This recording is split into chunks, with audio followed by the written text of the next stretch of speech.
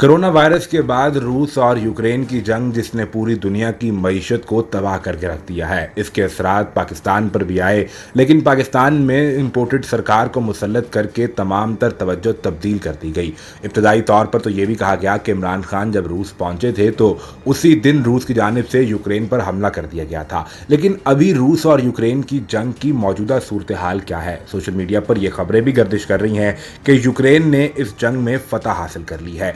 अगर ऐसा होता है तो वाकई ये किसी मोजज़े से कम नहीं होगा, क्योंकि यूक्रेन रूस की ताकत के सामने किसी सूरत खड़ा नहीं हो सकता था। बल्कि ये कि यूक्रेन ने जब अमेरिका और नेटो से मदद मांगी तो वो भी दुम दबाकर भाग निकले थे। अलबत्ता अब तफसीलात के मुताबिक खबर ये सामने आई है कि यूक्रेन की फौज ने रूस के कब्जे से 3000 मुरब्बा किलोमीटर से ज्यादा का इलाका वापस लेने का दावा किया है।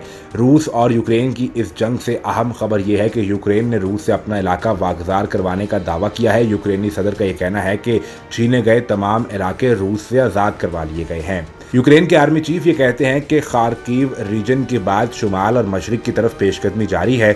यूक्रेनी फोर्सेज रूसी सरहद से 50 किलोमीटर की दूरी पर मौजूद हैं और हजारों रूसी फौजी बारूद और गोलाबारी छोड़कर यहां से फरार हो गए हैं।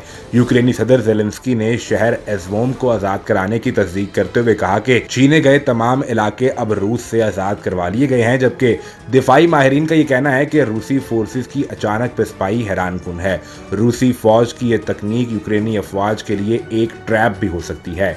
याद रहे कि गुज़िश्ता हफ्ते यूक्रेन के सदर ज़ेलेंस्की का यह कहना था कि उनकी फौज ने रूस की जानिब से दागे गए 6 मिसाइलों को गिरा दिया है और ये रूस का बहुत बड़ा नुकसान है। रूसी फौज की यह पिसपाई यूक्रेनी फौज के लिए मैदान जंग में अब तक की सबसे बड़ी कामयाबियों में से एक करार दी जा रही है।